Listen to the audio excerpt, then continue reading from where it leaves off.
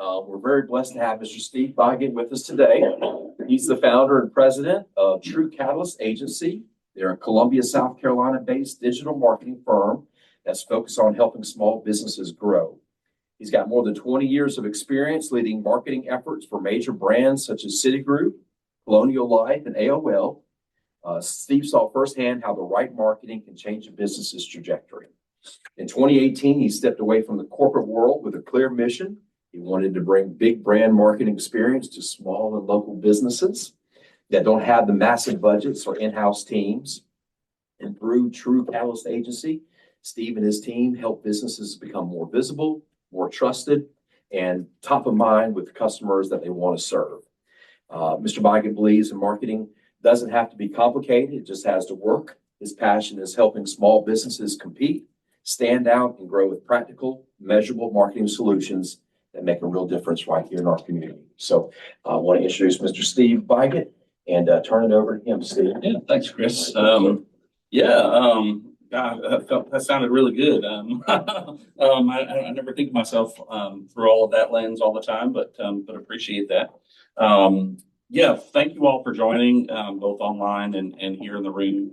Looking forward to sharing kind of my thoughts, and really what I'm going to do is just kind of walk you through what we see on a regular basis in terms of how we help businesses, and we do it, really two different ways. One, we help them all the time with just advice. I run into businesses at every stage in their life cycle. Some of them in every stage of their budgets. Some of them have none and could use help, and we're more than happy to kind of point them in the right direction. And some of them are ready to jump into to marketing their business kind of beyond what they can do themselves, and we help them with that too. So, what I kind of chose to talk about specifically is how to get found and chosen online. But I'll save time at the end where you guys can ask me any questions you want to ask me about marketing, and you can ask me other things too. I don't know if I'll know the answers. But just to kind of start things off, Chris did a great job of kind of highlighting about me and my agency. Kind of what I wanted to kind of mention, I guess, is just a couple things. First is, yes, I've got a long history in corporate marketing, and the way I like to explain it to people is, I had one client all those years, and it was the client that I worked for, and about I guess back in 2018, for years, for 7 years or almost 10 years, I worked for Colonial Life, and a lot of you know who Colonial Life is. And I came here kind of with the goal, they were looking for someone to kind of transform their marketing organization. And I worked in that capacity for a while and eventually kind of led the marketing efforts. And in doing so, I got close to the individual insurance owners. So Colonial Life manufactures and services insurance products, but they don't sell them. The insurance is sold through independent insurance agency owners. And so getting close to them, I realized that really what I loved the most was kind of helping those individuals.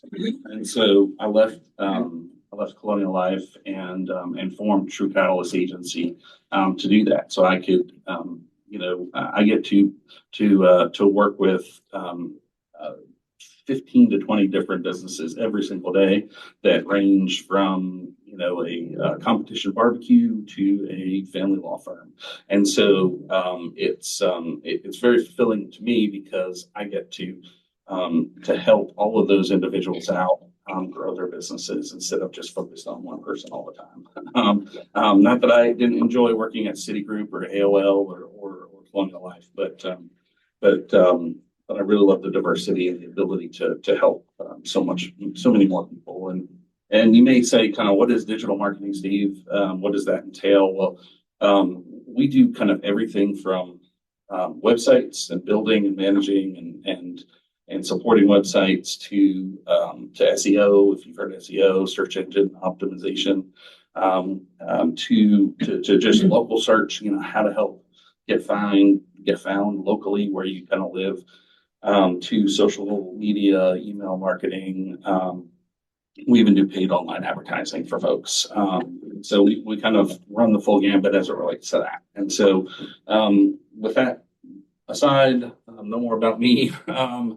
I'll talk a little bit about kind of what I came here to talk about. So we're going to start with a pop quiz. I know, we didn't warn you that we have a test to start off the day, but this is an easy one, I promise.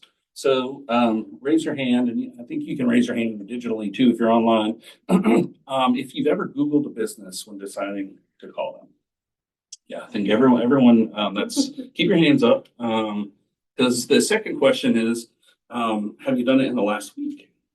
Yeah, every hand's still up. And then one more. How many of you looked at the reviews, looked at photos before deciding who to call? That's right. That's right. So, so that is, what I like to call the search first reality.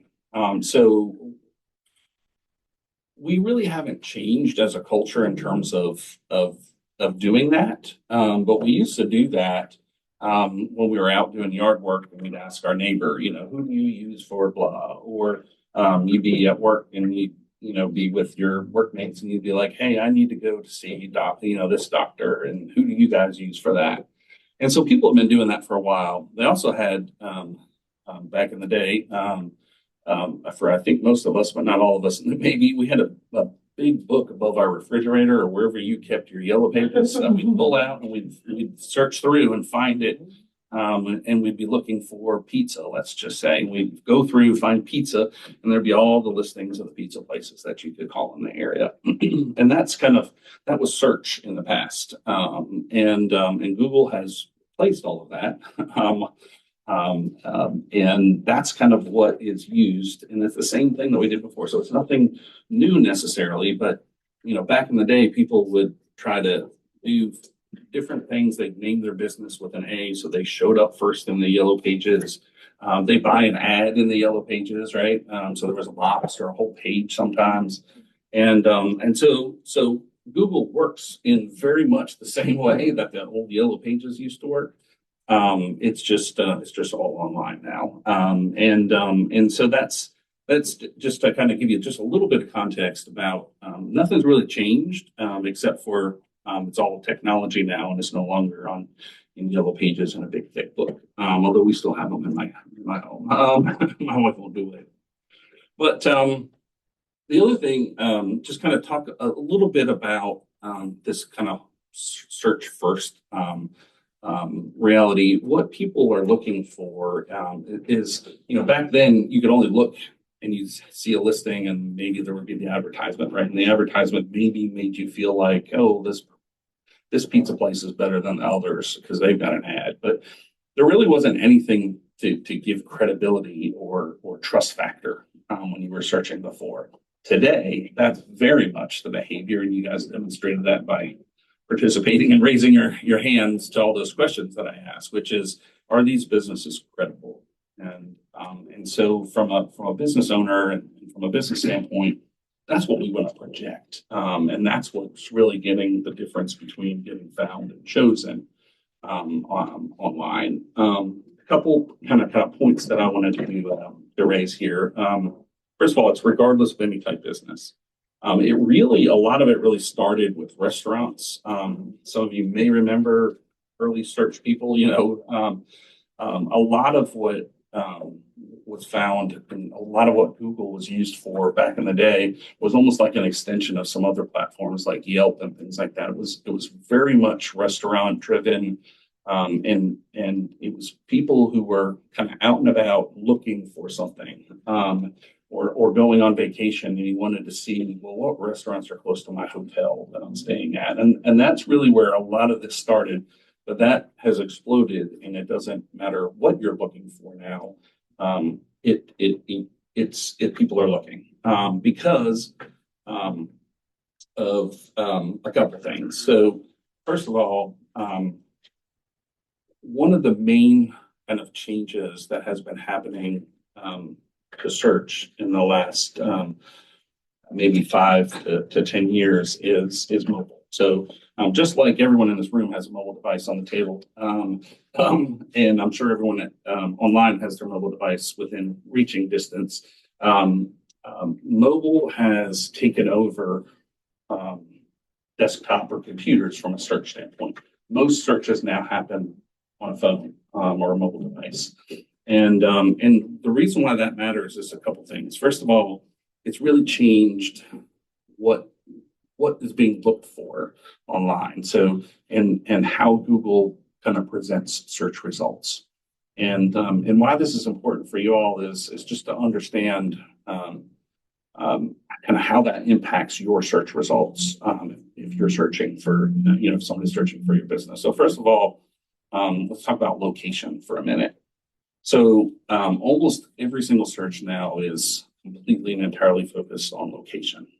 So if you don't put a location, if you just put, we'll use pizza again, just because it's a neutral category, and maybe that's what I want for dinner tonight. I'm not sure, but if we think about pizza, if you just type in pizza restaurant, it's going to geolocate where your phone is, and it's going to show you results right where you're looking for. But let's say we're here in Columbia. Let's say you're going to be in Blythewood for dinner. So you don't want those search results. You type in pizza in Blythewood or pizza Blythewood, and all the pizza restaurants that are up there will geolocate to right where you're searching for. So Google knows, because people are searching so much on their phone now, they know that you're either looking for where you are right now, and so every search result is tied to your location, or you need to tell it where you're searching to. And so why that matters for businesses is if you don't have, first of all, if you don't have a Google business page, you're not getting found because it's not showing up in search results. But if you have a website, your website is also tied to that geolocation, and it's based on the address that you have and the information that you have on your website, or the lack thereof. And so the lack thereof is one of the big reasons why a lot of people don't get found. I'll talk about that in a minute as well. But everyone then is also looking, once they see those search results, they're looking at the reviews. That's probably the first eye switch. They see the map, they see the local, the first 3 locations, and then they look over to the right and they look at the reviews and they look at the overall scores, and do these people, have that. But what also is in that search result is their website. So that's in the website. They'll look to see, here's 3 that they're showing now, what's below that little map. You also see, in many cases, if you're an accredited member of Better Business Bureau, you'll see the Better Business Bureau link. You'll see a Facebook page. You'll see, kind of everything that kind of goes beyond that. And that really is kind of on the next page here. What we talk about when we kind of talk about the 3 kind of key things is, you've got to be visible, first of all. You've got to be credible, and you've got to have a clear message in terms of what it is that you do. And so, so the first, question, we ask is, do you show up, when people are searching for what you do? And then when you show up, kind of what is there? And again, I've kind of talked a little bit about that in terms of, you see the kind of Google there in the center. That's something like 90% of the searches are done through Google. So I'm talking about Google and not just talking about search, because that's where the majority of the search happens. People then go over to the search result or the review results, and they look at them. And then again, do they have a website? Do they have some of these social media pages? Are they accredited with the Better Business Bureau? Are they a member of the Chamber of Commerce? And a lot of that will actually show up in your search results. And so what some people or what people do many times is they'll search for, let's say they're searching for a law firm, and they'll search for a divorce attorney, let's just say, in the search results. And then a bunch of them will come up, and they'll see one of them, and then they'll type ABC law firm in search results again. And then what comes up is kind of this litany of information about that business. And so not only did they found you in Google, but then they did deeper research to then start saying, well, what else can I learn about this law firm? And that's where you're going to see, do they have a website? Do they have these social media links and so on and so forth? And all those things are trust signals, and all of those things make you feel better about making that choice versus just the listing, in the yellow pages with nothing but the address and the phone number. Lots of information there, but that's really what people are craving for, and that's what Google actually builds all their algorithms behind is visibility, credibility, and then clarity. And so the clarity of message really comes down to, it's kind of twofold. First of all, when people get there, you want them to know what it is that you do. So, and I'll just use a law firm as an example. So if you're just a law firm and your website just says, I'm ABC law firm, and that's all the information that's provided, you don't know if you're is it a family lawyer? Is it a personal injury lawyer? Is it a workers' comp lawyer? There's so many different types of law practices. And if the information is kind of generic, then you're not sure that that's the right place for you. And so what happens a lot of times is people will go to the website, they'll be unsure of what if that person or if that business does what they want to do, and then they'll go back to the search results. And that's probably it's bad because that customer then is not on your website anymore, but it's even worse because then Google keeps track of what's called a bounce rate. And what a bounce rate is how many times do people bounce off of a website back into search results. And when that happens, Google gives you a negative factor because that person didn't find what they were looking for. And that's all that Google wants. Google wants to deliver on your search result. And if people come back to search results, Google says, I'm not sure that website is what they were looking for. And so, making sure that when somebody gets to your website, it's kind of clear what you do so that so that they stay on your website and, give you a call or what have you, and don't bounce back to the search results. So those are kind of the three kind of basic pillars that we talk about. But I kind of want to talk a little bit too about, why are businesses invisible, or stay invisible? And if anybody has kids that read the Lemony Snicket's, I think of it as a series of unfortunate events. With most businesses, they don't intend to be invisible. They don't want to be invisible, but there's like a really sad thing that happens. There are so many really good businesses out there. There could be the best cookie company in the world, and if they're not doing the right things, they're never going to sell beyond the immediate network of people that they know. And that's not going to sustain that business for a very long time, because nobody's finding that business when they're searching for it. And that's really where kind of acceleration happens for business growth is when people can find you. And I kind of boiled it down to kind of four things, and I'll probably talk about consistency and courage together because I think those two things are very closely tied. But the thing that you need to start with, and it's probably the easiest thing, but it often gets overlooked, is the basic structure. So who are your customers? What do you do for your customers? When do you do those things? And so when kind of gets left off often times, and I'll use my own business as an example. So like, when are customers likely to be interested in marketing services? Well, new customers. So a new business who's just formulating needs help with a logo. They need help with maybe setting up and getting their Google business page validated, because that used to be an easy process, but it's really hard now. A lot of people get stuck and then they leave it alone. They don't know what to do about it. So a lot of people have a Google business page, but it's not verified, and so that's not working for them. Another, opportunity for me would be businesses who've kind of gotten over that first year or so. They finally have revenue.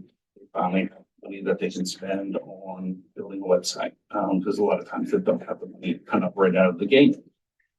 So that's an opportunity for us. And then the other opportunity is, let's say it's a law firm again, and they add a partner, or they add a whole new kind of business unit where they're now doing Social Security disability law. Well, now they need to kind of fill that attorney and fill that pipeline up with business. And so that's another opportunity. So thinking through, when do people need your business, or when do people need the services that you provide? Kind of where are your customers? Where can you reach them? And how do you reach them? And then why? The why kind of ties into the what, but they often get overlooked. So what you do is kind of like, I do these services, but then why do you do those services, and kind of what separates what you do from business down the street that does the same thing that you do? And so that's kind of the basic structure of kind of putting together the who, what, when, where, and why. The second piece is why kind of businesses stay invisible or get invisible, is experience. And this is, really comes down to, why I, kind of left corporate America and started making no money, as all entrepreneurs do, when I first launched my business. And it's because there's an opportunity to help people. And so I don't know all the businesses that you guys represent, but when it comes down to it, people come to you for the expertise that you provide. And whether that is an attorney or insurance or CPA, at the end of the day, like they're coming to you because they need that very specific assistance.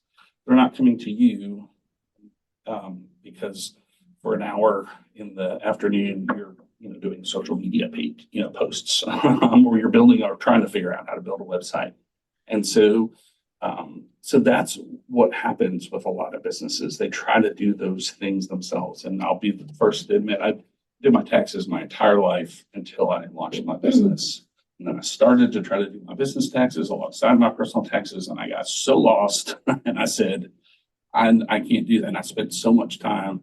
I was like, I can't do this. I can't do this from a bookkeeping standpoint. I can't do this from the taxes at the end of the year standpoint. And so I went out and I found an accountant to help me. And so that same thing happens with marketing, is people try to do it themselves, or they have a child, not like young child, but like a college age child, or niece that does really good posts on Instagram. And so I'm going to bring them in to do it for me. And that works for a little while. And that's where the consistency comes in, which is, a lot of businesses I see will start off with good intentions, and they'll start posting, or they'll say, hey, I'm going to do a blog, and I'm going to explain, I'm going to be kind of the thought leader in the area on this subject. And they do it for a month or two, and then they just don't have the time, or those ideas that they had banging around the head were only 2 or 3. And then they run out of ideas and they don't know what to talk about anymore. And so they just stop doing it.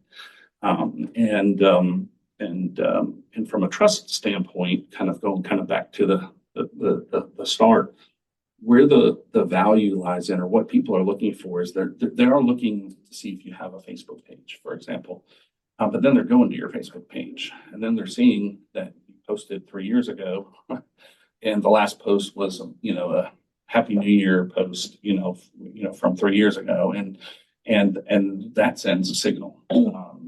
And so having that plan of, I'm going to do posts once a week, or I'm going to do posts even if it's once a month, is important, because it shows consistency. It shows people that your business is alive, and that's that's a kind of important part of the consistency part. But it's also a challenge, and I know it's a challenge to businesses.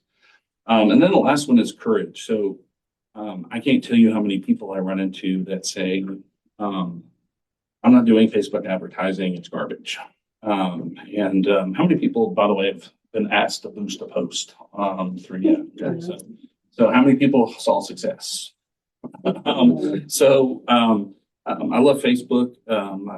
Lying a little bit, but I do love Facebook. They're hard to work with, but um, their boosting system is not really robust. The value of advertising is to be able to identify the specific people that you need to target. So that kind of who, what, when, where, and why. And Facebook or Meta has an advertising platform that is very rich with that information. You can target areas, you can target gender, you can target age, you can target by interests and demographics and all kinds of information, but it's all in their ad platform. But the drive, the boosting, it's kind of like when you're in the grocery store and there's like a Snicker bar right there, and you're like, ooh, I want a Snicker bar, and you grab it and you add it to your thing, right? So the boosting is kind of like that. It's their way of just getting a little bit of revenue out of you. It's not really expensive. You don't have to spend a lot, but the success of it is very low. And whereas you could get a whole bag of candy bars, and if you went back to the candy aisle for about the same price as that one candy bar. So a lot of people will try something and they'll be like, I'm not doing that ever again. And so, I have a quote here at the bottom. It's one of my favorite quotes from Winston Churchill, which is, success is not final. Failure is not fatal. It's the courage to continue that counts. And that kind of meshes that consistency and courage together, which is, kind of keep at it, because just because you've arrived or you think you've arrived, the next day, there's a lot of competition out there for what you guys do. There's somebody who's trying to do it better. And I see that a lot. I'll use roofing as an example. There's a ton of roofers out there, not all of them are accredited by the Better Business Bureau. Not all of them, have a great experience and expertise, even though they can easily say experience and expert on their, in their marketing materials. But you could find that out by kind of looking at those kind of trust signals. But what I hear a lot is these guys, and going back to that idea of like, just because you are the best doesn't mean everyone else knows it unless you're pushing that information out there to them. I can't tell you how many roofers are like, I have all these like small roofing companies kind of, almost like fish eating away at the bottom of my business. And it's because they're doing a lot of the things that I'm talking about here. They're getting their name out there, getting reviews. They've got, the website, they've got the right information, and the big guy who was been here forever isn't doing all of those things, and they're becoming invisible over time because all of these other businesses are kind of eating away at them. And that's the importance, to have the kind of courage to keep going, and keep kind of putting your name out there, I guess, in the marketplace. So what can you do about that? So let me time check, so I'll make sure I leave time for questions. This is really a 90-day action plan that we almost implement with every client.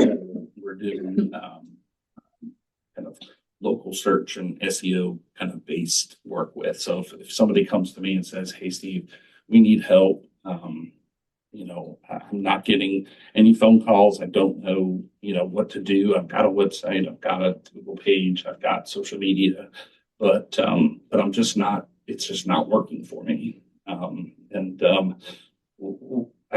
love to use this example. It works sometimes, but it doesn't work with people who haven't seen the movie. But there's an old movie with Kevin Costner called Field of Dreams. So if you've seen Field of Dreams, there's a very famous statement in that movie that says, "If you build it, he will come." Well, I'm here to tell you, if you build a Google business page and a website, they will not come. You got to do something to get them to come. That's a movie, and that worked in the movie, but it doesn't work in real life. And it's really the difference. Almost run into this all the time, telling folks like, there's nothing wrong with your website. It's a beautiful piece of information. it's just not working for you. It's not actively drawing people to you. And that's really the difference between, kind of getting found and getting that phone to ring. That's really the big difference, or the forms filled out. However you want to get your information from potential leads. But really the first kind of 30 days is what we call like what's going on. So we look at, and what I'd suggest to you all is go back, look at your Google business page. And is it complete? Does it have your name, address, and phone number? And does that name, address, and phone number, is that connected and the same across all of those sources? So look at your Facebook page, what name, address, and phone numbers on there. Look at your website, what name, address, phone numbers on there.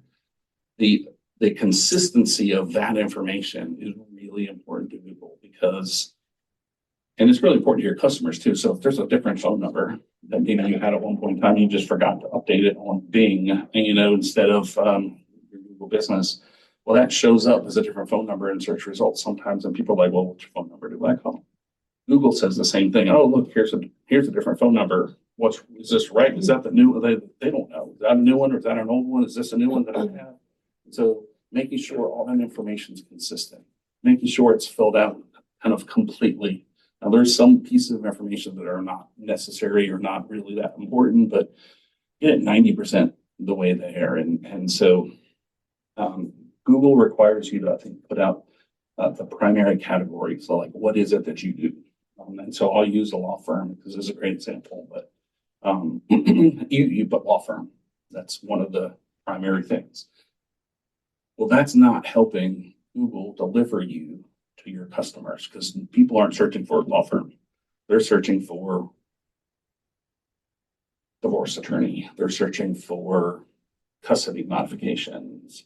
They're searching for adoption attorneys. They're searching for hurt at work, So they're searching for other pieces of information and there are subcategories that you can add to your Google business profile. And so those things are like, again, a divorce lawyer, personal injury attorney, workers' comp. And so you can list out all those different services that you do underneath that kind of primary. So making sure that's there, because that's really what's going to accelerate search results for your Google business profile. Making sure your AdWords operations are correct and consistent. And then there's a whole section on services. So you can even go deeper than just kind of top line, kind of what you do using the services, and you can actually just type that in.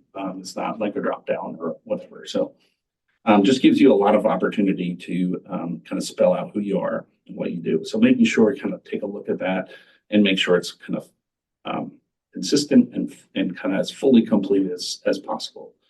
Then go into your website. I've got a roofing client that lives in Pelion. His office is in Pelion. And there's not a lot of homes in Pelion compared to Columbia, compared to Lexington, compared to West Columbia. And that's where he wants to do most of his business. So if you go to his website and he does roof repair, roof insulation. If his website says roof repair, roof insulation, and that's all it is, all Google knows is he's in Pelion. So that's where he will show up in search results, and he's probably number one in search results in Pelion. But if he wants to show up in Lexington, as his primary kind of place of business, if his website said roof repair in Lexington, South Carolina, as a headline on his homepage, that's going to drive search results because that tells Google, what does he do? Where does he do it? And it's literally as simple as that, and putting that information on your website where Google can pull it and consume it and then spit it back to customers. And so making sure it's clear on your homepage kind of what it is that you do and where you do it. And then the other thing is reviews. Developing a simple review process. I don't know about you, but I don't feel compelled to leave a review if I have a great experience or a good experience. If I go to a restaurant, service was okay, food was good. I'm gone. I never think about leaving a review, but I went to a new Mexican restaurant that I had never been to this past Friday. I live in Forest Acres, and Casa Linda was closed on Friday, and we were like, "Oh no, what do we do?" So I went and tried a new restaurant, and the service was not great. And I thought for a minute to leave them a bad review, and that's what happens with most people. They leave reviews. When they feel compelled to leave a review, and most of the time that's negative. So in order to kind of combat that one or two bad experiences, developing a review process. And I have a new client that launched their business in beginning of January, and they have almost 200 reviews now. And that's compared to the two other competitors in their area that have been in business for over 3 years and have about 30 each. And so why, or what did they do? What was magical? Well, they developed a system and a process. We have a sign that sits on their, checkout table that has a little QR code that you can scan it, pops right up, and they do the review right there. And if it's the first time they're leaving a review, they get a 5% discount on their service that day. And so there's a simple process, straightforward process, and it will accelerate your reviews. And one thing I didn't mention before that Google truly values is recency. So that's on your Google page, which really the only way to get recency on your Google page is through reviews, and on your website. So frequent changes, if Google crawls to your website or your Google business page and nothing has changed, they're like, oh, nothing's changed, and they keep going. But if there's a change, they're going to say, what's changed? And they're going to review everything. And then they're going to re-rate you and kind of rank you, I guess. Google. Yes, yeah. And that's something that's automatic, where they just Yes, they crawl the website, or they crawl the web all the time, 24/7. And so change is a signal for them to say, what's changed? And let me look at it. And so a review is going to be something new, and that's going to get you recognized again. And it's going to be a signal to Google say, oh, this business is alive and kicking. It's not 3 years since a review, and so that maybe the business doesn't exist anymore, and so that it stops recommending. So reviews are important, very important. Over the next kind of 30 days, two pieces to kind of go deeper on your website. The one is service-based pages. So we see this a lot. You have a website, you got a homepage, you got a page about your business, and you get a page about your services. And all your services are listed on that page, and then you get a contact page. That's a lot of businesses' websites are kind of built that way. Well, Google gets to or search gets to your services page and looks at that services page, and it sees you do 4 different services. It's not sure if that person searching is looking for, is this like what they do this and they do this? I'm not sure. Versus a site that has each individual service listed with the detail about that service and frequently asked questions and things like that. And so having service-based pages for the specific services you provide really helps Google and will help your search results, because then it gives Google Google wants to deliver immediately on what you're searching for. So if all that information's on the homepage or all that information's on the service page, it's not truly delivering. Google will overlook your homepage and send them straight to that service page, because that's really what they're looking for. And so then they can play around the website if they want to. But service pages are important. And then location based, and that's going back to my roofer that's in Pelion, having a website or having a web page for Lexington, South Carolina, that says roof repair in Lexington, South Carolina, roof replacement in Lexington, South Carolina, roof repair in Columbia, South Carolina, separate page about Columbia, separate page about West Columbia. Each unique, they can't be copycat because Google hates copy and paste information. So it's got to be unique. Each page has to be unique about the location and what you serve and all that. But having location-based pages will help you reach markets that aren't where you are physically located. Because again, Google's defaulting on where's your business located. And so that's a way for you to say, well, I do more business than in Forest Acres. I do business in Columbia and Lexington, Blythewood, and so on and so forth. And I just realized, I know the folks on the call maybe, I think everybody in the room here is probably local, but folks on the phone may also be in the low country. So that works, low country too. So if you're in Charleston and you want to reach customers in Somerville or Mount Pleasant, it's gonna work the same way. Having that location-based content is important. And then implementing the review system. And then kind of after that, that's where really where you can start kind of amplifying your message and getting it out there. People ask me all the time, do I need a blog? I'm not a blogger. I don't want to blog. Blogging in and of itself is not highly valuable unless you're blogging about topics that people are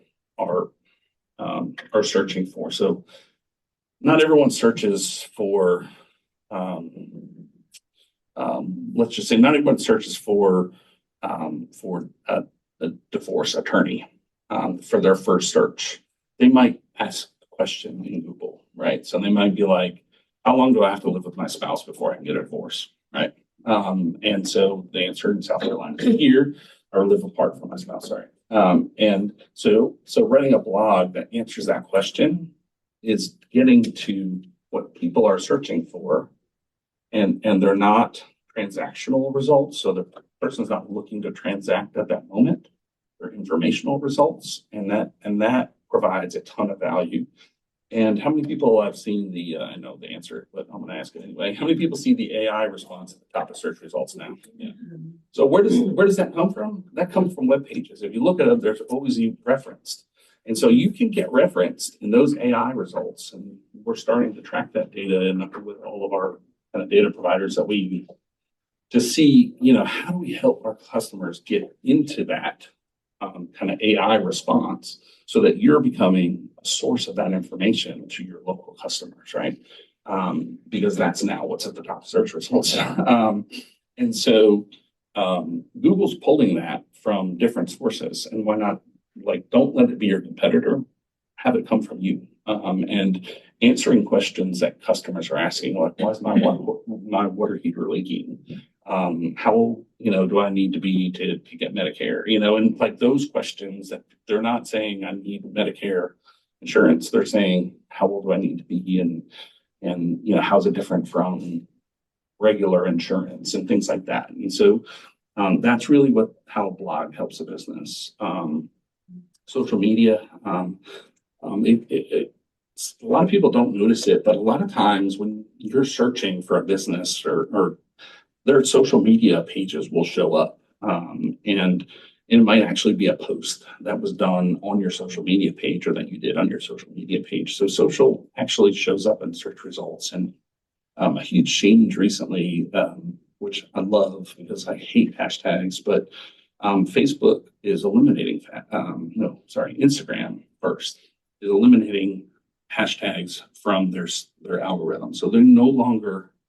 So that was basically years ago in search results. You could do you could help a business by what we would call keyword stuffing, which is on the bottom of a page. You put all these words at the bottom of the page that were search terms, and that would help your search results. And you can put that word in there 100 times. Now, if you do that, Google will ignore your page entirely. But hashtags are kind of the same thing. So people would put like 50 hashtags at the end of their post. And that was so that they showed up in other search results. Well, Instagram has eliminated that from their search algorithm. So they don't care. It's what you put in your post that matters. So search is changing even in the social platforms. And then the last piece is, knowing when the right time to advertise is, versus growing your search organically through SEO or local search results. And the way I describe that to people is really it's like tomatoes. Okay, so if you need tomatoes, there's two ways to get them. You can go to the grocery store and you can buy them. You can have them today, or you can plant a garden in your backyard. SEO or local search marketing is kind of the is the garden. It takes time. You got to water it. You got to keep the bugs away. You got to keep rodents away or what have you to protect your tomatoes. But you're going to have tomatoes, and you're going to probably have more. You're going to be able to give them to your neighbors than you can versus going to the store. So advertising is going to the store. SEO is planting the garden in your backyard. So it's a great way to think about it. And then the kind of last thing I have here is there's an old phrase in marketing that was content is king. So having the right content is more important than anything else. And that is true. However, if content's king, I say consistency is queen. And the last time I checked, the queen was the most powerful piece on the chessboard. It can go frontwards, backwards, sideways, diagonal, as many spaces as you wanted to. And, marketing's is not a one-time project. It's not something that you do and then that's the last thing that you do. Visibility compounds over time. So the more, like I was saying, the more changes and the more things that you're doing, the more visible you are. It grows in terms of the search algorithm that Google used to put you out there in the search results. I think system beats a burst of effort. So what do I mean there? So I've got a lot of clients who will say, "Hey, can I do like $500 in advertising this month, and then we're going to shut it down for a couple months, and then we're going to do another 500, then we're going to shut it down for a couple months, and then we're going to do another 500." Versus that one client that says, "Let's just run 300 every single month." If given the exact same amount of budget over the same amount of time, the client that's doing the consistent amount over time is going to win every single time. And the reason for that is, it's very specific to Google is, it takes time for Google to read your ad and to evaluate what's happening with clicks and things like that to determine whether or not they trust it and are going to serve it up there at the top of search results on a regular basis. And just about the time that happens, people will, okay, let's pull it down. And so you start to get leads, and then you shut it off, and then Google goes through that exact same, even though the ad, the same ad account and everything, Google goes through the exact same process of evaluating, determining, and should I serve it? When should I serve it? How should I serve it? And so you never get into that kind of that good running state where you're going to get that consistent result from your advertising. And then I'll kind of end on this note. We're talking about a lot of digital stuff, and taking what you're doing in your local communities and bringing it to your digital presence is super important. And so that could be, nonprofits that you support, or it could be maybe a local zoo that you support on a regular basis, and you want to kind of share that out there on your website and so on and so forth with proper approvals. But it could be if you're a member of the Chamber of Commerce. Those things show who you are, and then it actually helps connect the dots for all these search platforms and Google. Are you a member of the Better Business Bureau? And I know these people here, you are, but there's a lot of folks out there that aren't. And that shows authority, and it shows that you're a trusted business in our community. And those things are important. And so taking the advantage of those things that you are already probably doing to demonstrate who you are and what value you bring to the local business community, which moving that into your digital space so that others can see it. They can't see it, they don't know it. And they're never going to know it unless you do something about that. And so making sure you kind of bring that community presence to your digital world. And then I'll end with this. It's my favorite quote. It's P.T. Barnum: "Without promotion, something terrible happens, nothing." And so there's my contact information, and I'll leave that up on the screen, but open for questions. And Like I said, anything you want to try to keep it marketing specific. Otherwise, I don't know. I'll be able to answer it.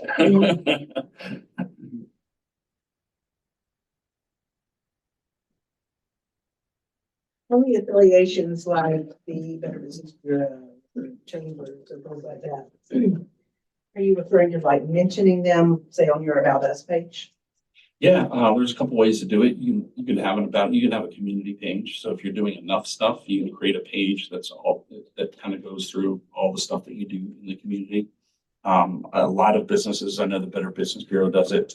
They provide you with assets that you can actually put onto your website that actually link to your Better Business page, and having that link makes it more powerful for you, and it makes it actually more. It helps them as well at the same time. So. Okay. One of the question, just kind of piggybacking off of that, as an example is, I won't use their name in here, but one of the local construction companies that work with us on projects regularly, they love when they can come down and get like photos of their crew, like working at the zoos, because then they can put it on social media and say, here's the project we're doing, at Riverbank Zoo versus like, here's another, housing unit that we put Right. on. Yeah. So 100%. they love when they can get content from us. Yeah, that's very true. I have two questions. So when you were saying that putting the location in the pages, like creating different pages per like a page per location, correct?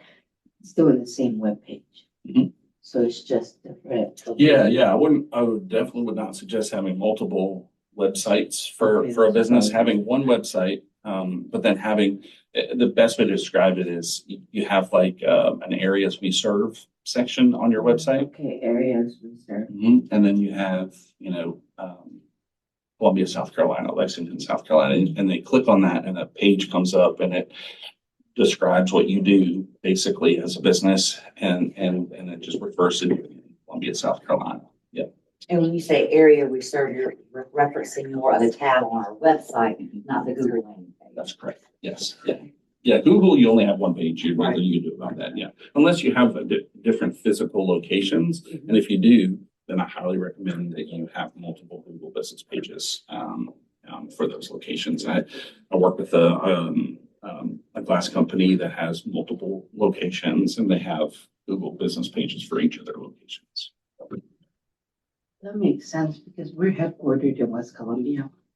I'm not gonna mention which mayors, but we were having a graduation and one of the mayors said, we don't want to go. I guess it was out of respect to the other mayor. Mhm. And I said, yeah, we're headquartered here, but we graduate over 200 students that are all over the Midlands. So once they understood that, now they all come to the location and during the graduation ceremonies. But that makes sense. We should, make it a point to. Connect with those local areas. Yeah. Thank you very much. Do you have any questions online? No questions online. To piggyback off of the multiple locations when you were speaking earlier, so from a services standpoint, if we're able to provide services remotely, Google or Bing, I can't remember which, is not a fan of that. They won't let you create a business page unless you have an actual physical location. Yes and no. That happens with, that's probably the biggest challenge that people have is exactly what you described. And a lot of them start as home-based businesses. I started as a home-based business. And so what you do, and a lot of people then try to trick Google and they get a UPS store and they get a post office box and they're like, that's my address. And they're like, no, it's not your address. And then they put you in jail and try to figure out how to get out of it. And we deal with a lot of customers that run into that trouble. So if you're a new business and you literally are working on your home, you probably incorporated or your business or your partnership or whatever with your home address. Use your home address with Google. But then you can say, I don't want to share my home address or don't want to share this address. So Google doesn't put it out there for the world to see. But then you tell them, you go to your customers. Basically, customers don't come to me. And so, and then you basically define your geography. So it could be Columbia, it could be South Carolina. It could be the United States of America. So that's the best way to get around it. Now, you'll be greatly, like if you say I service South Carolina, you're going to be greatly challenged to show up in search results in South Carolina, just based on your Google business page, because now you're competing with every single business across South Carolina. And again, Google's defaulting to local. So they're going to show up, they're going to show the very, very local people first. And so you don't show up, unfortunately, if you're doing that. And, I tell people all the time, reviews will help you greatly to start showing up. It depends on your business. If your business is somewhat unique, you will probably show up then in search results. But, I can share my own personal journey for my own personal business. So when I was out of my home and I served, the greater Columbia area with what I do, it was challenging to show up in those Google search results. And I do, that's what I do for a living, and it took time for Google to say, oh, okay, I'm going to start showing this business. But when I moved into a physical office, it was like, it changed overnight. And so, I know that's not always possible for people, but it does matter because location is such an important component of their search results. I know I had a challenge, maybe I got grandfathered in, but it was about 3 years ago because I work out of my home. Mhm. And so, of course, I had to prove that. So I went and took a picture of my street sign, a picture of my house, and then I did a video in my house with me going, Exactly here's right. my printer, here's this, here's Yeah. that. And I had to upload a video and everything. Yes. And then I still had some little hoops to jump through to get it to where they would put because my UPS store has my PO, and that's the address I use. Yep. Somehow we managed it. I don't know that I would want to have to do that. It probably won't It work. probably won't work Yeah. out. So Yeah. And one other thing I wanted to share. Yeah, I've done it too. One other thing I wanted to share with the group, I'm huge on marketing and Google reviews. And so I had a business card made with my picture that says, because of you, I succeed, and your review is my greatest accomplishment.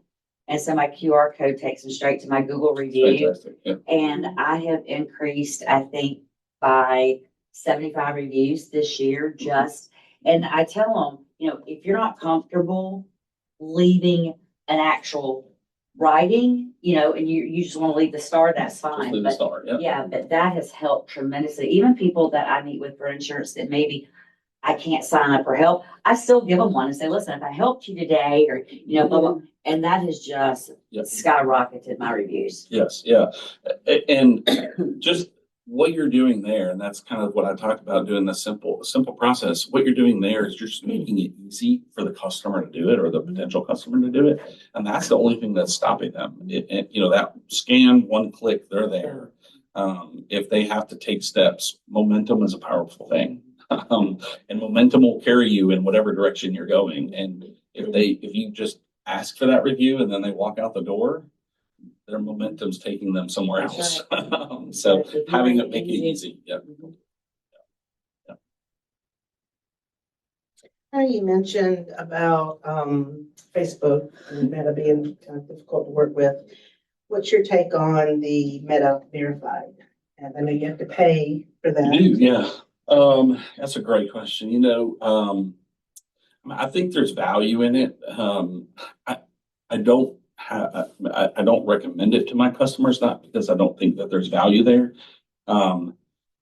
It's an additional expense that I don't know that it brings us like a lot more to the table. Now it does give you a designation in Facebook, which, that's a trust signal, that we talked about. But there are other things more powerful. And I don't know that people are going into Facebook looking at that and saying, I haven't seen it yet, where they're saying, this is, wow, they're verified versus, I would say the Better Business Bureau logo would attract me more than that Meta verified. yeah. It really would. Yeah, because again, especially if you're business to business, other businesses know what that is. And they know that, it's not it's nothing other than you just decided to buy it. You don't have qualifications for it. There's no, it's pretty straight, forward on how you get it. But I don't see a lot of businesses use it. And I'll use LinkedIn as an example. A lot of people, LinkedIn's super important if you are business to business. If you do business with other businesses, LinkedIn is hypercritical, not only for you to have your personal LinkedIn, but also to have a business LinkedIn page. But I have not seen a lot of success with LinkedIn advertising. And so I don't recommend LinkedIn advertising to my clients. And it's because it's similar to what you're asking about the verified is people are going on LinkedIn for a reason. And seeing advertising is not that, they're not expecting to see it. They're expecting to go and connect with somebody from work or find, look for, CPAs in the area, and seeing an ad is not what they were looking for. And so I just I haven't seen it perform well for my clients. And whereas Facebook is fantastic, and it is a great tool, although it is more consumer focused. But, yeah. I think I have to agree with you on that. I remember when I retired from the Army, and when I first set up my LinkedIn page, and I really didn't get my wife. She had her business, but then when we opened up our event center, you're like, you need to advertise event center on your LinkedIn page. I said, for what? Everybody's on my LinkedIn page lives out of South Carolina, pretty much with the exception of maybe 5 people who knows we have the business here. So it doesn't help me any to advertise, that we have our business on my LinkedIn page. So, I just got up there what I do, but I don't go up there every day advertising our business. Yeah. Because I told it doesn't help us any here in Columbia or in South Carolina, period. The majority of the people up there are probably my military buddies. Yeah. And everything just retired now, and majority of them lives in different locations. Yeah. And everything outside of South Carolina. For sure. Yeah. I mean, I'll tell you the top tip for LinkedIn. So if you do business to business is to connect with people that are your customers online through LinkedIn. And so you don't have to have a special account. You don't have to have the premium LinkedIn account.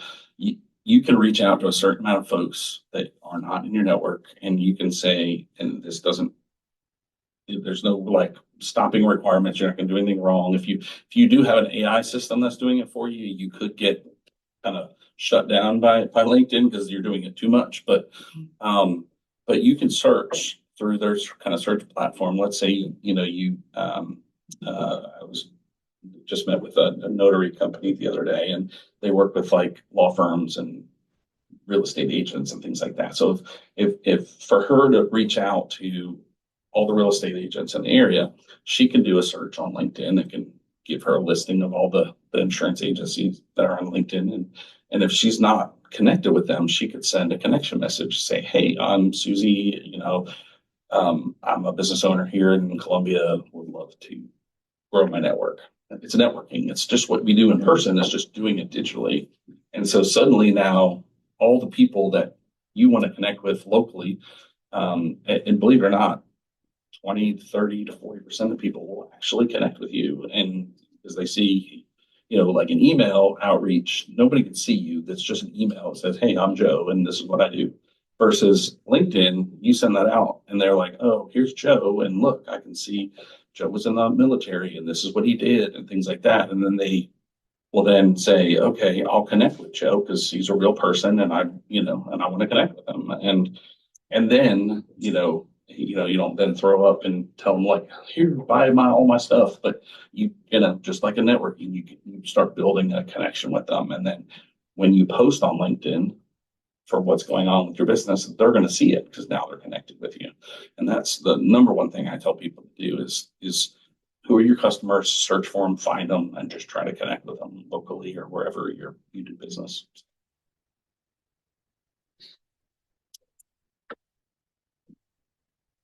I have some questions about your business. Sure.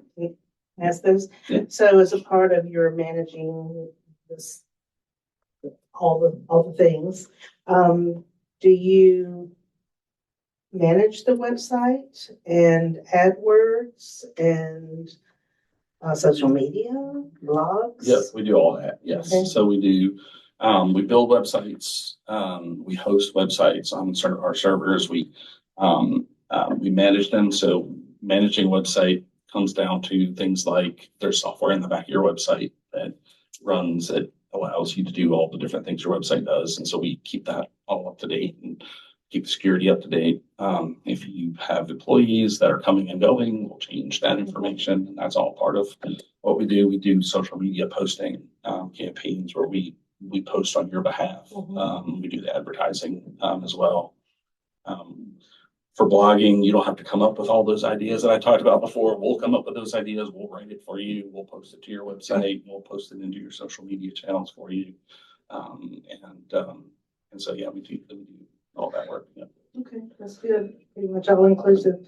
So I would imagine that your pricing, you have like the price of the managing, and then as far as like AdWords and any kind of, I don't know if you could boosting or whatever, but any other outside cost, you would have a recommended budget for Yes. that kind of thing? Yeah. So for advertising, what we would do is go in and Facebook or Meta is different than Google, but if it's for like Google AdWords, we'll look at what your business is. We'll look at the market. We'll look at Google does a very good job of providing all the information on all the different keywords. We'll come up with kind of a keyword strategy for you and a recommended budget for you, and then the costs for us managing all that for you.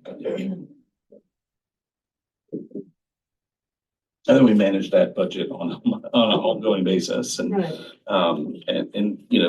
One of the things that, and that's what kind of breaks that consistency. A lot of people will set up their own Google account and then go advertise, and then they're not getting anything or enough, and they're not sure what they're doing wrong. And so then they stop doing it, and they're like, I'm not going to do that anymore. And that's natural and normal. And what we do is, we'll track all those different keywords for you. We'll remove ones that aren't working, add new ones, and kind of, make sure that we're optimizing every dollar that we spend for our